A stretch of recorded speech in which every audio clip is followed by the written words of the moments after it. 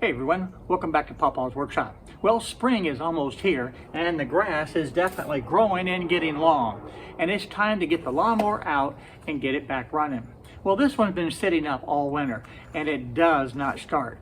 So today I'm going to show you just how easy it is to be able to get this mower back running. A short time ago, this lawnmower actually was given to me because it did not run. It's actually fairly new.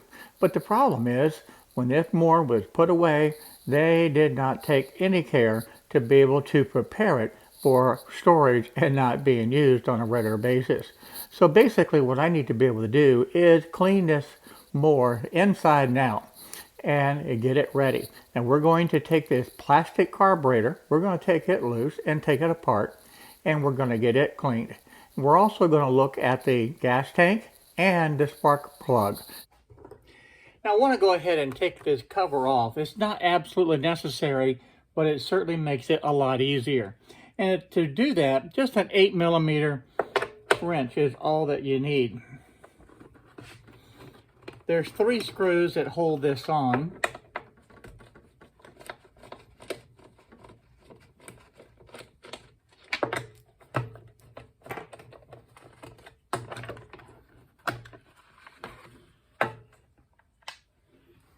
We can just set that out of the way now. Got it pretty much wiped down. Let's see what this air filter looks like. Oh my goodness, this thing is just full of dirt. That right there could be causing a major problem. So I'm gonna go ahead and get some cleaner and clean this up. Now the next thing I want to do is remove this.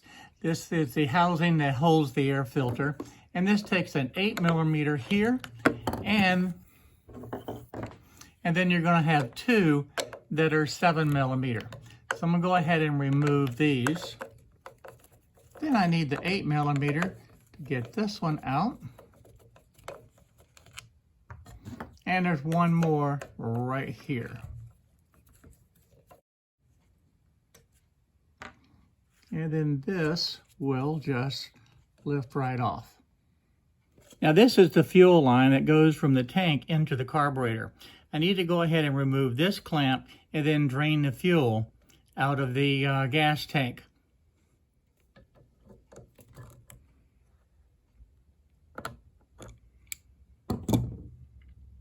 Okay, I'm going to go ahead and pull this straight forward and remove that. I don't want to lose this O-ring because that O-ring will go right in here. And now I have better access to the fuel line. Now I drained all of the fuel from the gas tank into this plastic container, and you can see the color. It is yellow. That is not a good sign. So that will need to be discarded. Okay, now I've got the fuel line loose. So I just need to be able to release this push rod. And we're just going to turn it this way and slip it out. So now I have the carburetor out, and it's time to go ahead and start getting everything cleaned. I want to go ahead and loosen these bottom 2 screws, and they're 7mm also. We'll take these out. Then we'll just slip a screwdriver under here and be able to lift this out. And then that will just come right off. This little pin will slip out.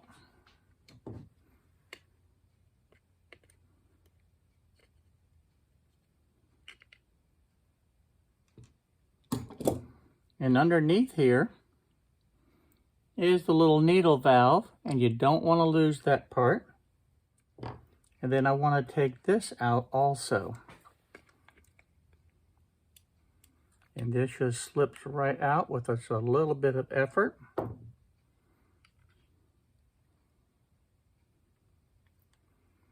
So the carburetor now is completely taken apart. I do want to take one more part off of here.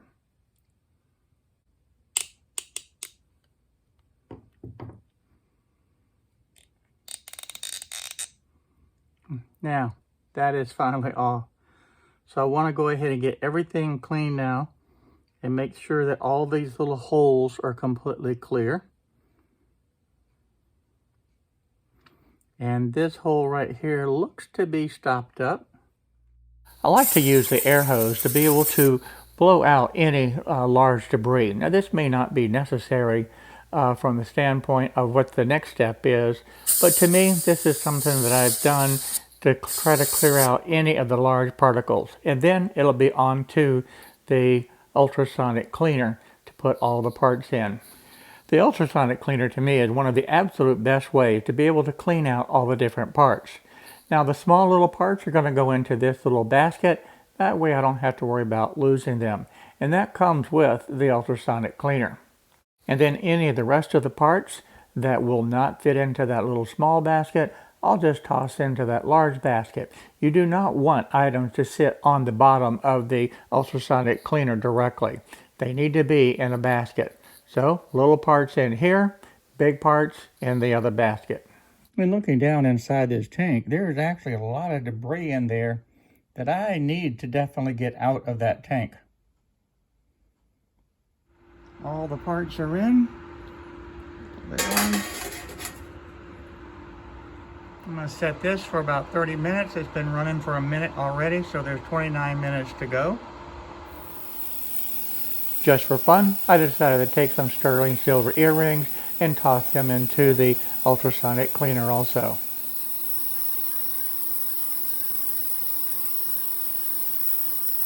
And what's making the noise? The lid itself. The lid is what's making noise. This is actually very quiet.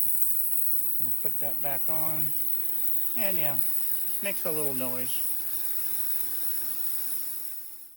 The cleaning solution that I'm using is called LA Awesome. And there's a wide variety of different solutions that you can use to be able to clean the various parts. This is one that I just chose to use. On the bottle itself, it does have the ratios that you need to mix water to the LA Awesome. So you can just follow the instructions on that. Not sure that you can see it in the camera, but there's all types of different debris that's starting to fall down to the bottom of the reservoir. And that shows that it is definitely cleaning. Every now and then I'll just flip this little float over and get the other side, but you can already tell it looks brand new. And that's the whole purpose of the ultrasonic cleaner. I haven't talked about the ultrasonic cleaner before, but this is a very useful tool to have in the shop because you can clean carburetors, you can clean jewelry, you can clean just about anything that you can think of that will fit into this reservoir. You can have a definite advantage using the ultrasonic cleaner. Now once it's over with, time to get it out. We'll clean up and dry all the parts and we'll be ready to reassemble the carburetor. One of the things that I'm curious about is how those sterling silver earrings did. So I'm going to open up this little small container and I'm going to grab the earrings out of it and take a look. They went from being an extreme tarnished, dull, dark gray to this. I want to show this up close in the camera. They absolutely look brand new. They're shiny. They look absolutely great. So I like the fact that you can easily clean jewelry with the ultrasonic cleaner. Let me see if I can get this up closer in the camera to you so that you can actually see what they look like. So before, very dark and dingy, and now they're shiny, shiny, shiny. Beautiful. Okay, enough of looking at the earrings. It's time to get back to the serious business and getting this carburetor all dried up and ready to reassemble. And we're going to reassemble it in really just the reverse order as how we took it apart. We want to look close at this needle valve, and that is really clean. That's awesome. I think that is a fantastic job on what this ultrasonic cleaner did. Now these parts just go back together in the reverse order, and I want to make sure that that needle valve is sitting to where it needs to be. This part just presses directly in there, and now we're to the point of putting that bottom cover on for that little bowl for the carburetor. And again, 2 screws, and please don't over tighten this. Remember, you're dealing with a plastic carburetor. If you over tighten it, you can certainly damage the carburetor itself, and that's not what you want to do. At this point, with it all together, it absolutely looks like a brand new carburetor. So that, I think, is as clean as you could ever possibly get it, and that is what you want to be able to do, and the advantages of the ultrasonic cleaner. Now that little O-ring that I said don't lose, we're going to set it right back inside of here. Again, working in reverse order, it's time to connect this little linkage back to this little bell crank and just slip it in, and then you'll twist 90 degrees. And then the carburetor can easily slide in. Just take your time with this process because it will slide in easily. You don't have to force it. If you have to force something, then that means something's not right. There we go. Next, it's time to reconnect the fuel line over to the carburetor. And I'll put that little hose clamp back on to the carburetor to be able to secure it in place so that we don't have any gas leaking. Okay, now that that's all secured in position, we need to go ahead and put this back on. I'm going to slip that right there. Put that in. The two 8mm screws will go in.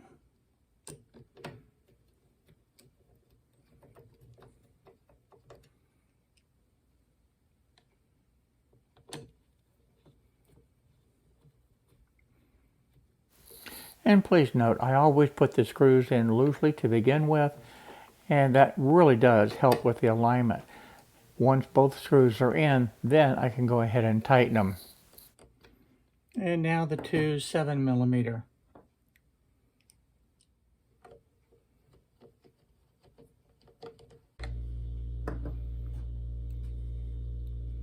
Put the filter back in.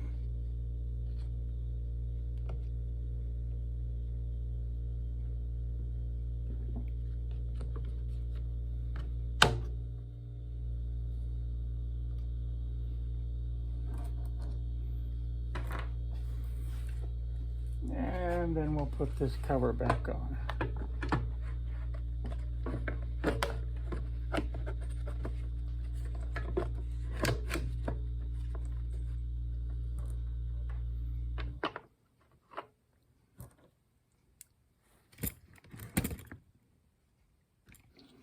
And you just have to pull that a little bit to have it drop into the slot.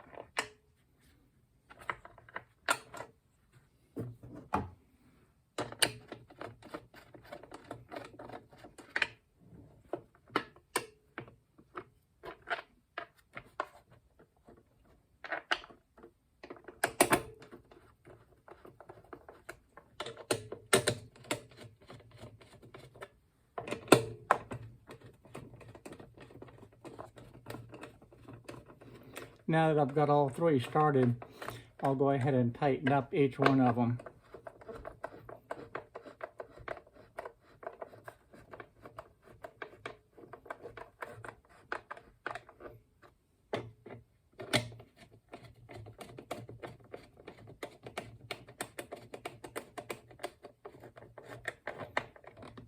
All right. The next step is to make sure that I get good spark on the plug itself. So by pulling the handle, you can see there's a lot of spark there. So that's looking good. But I still think I'm going to put in a new spark plug. Now this is a close-up look at the old plug, but I decided to go with a brand new one. Now we'll get a little bit of gas and we'll try it out.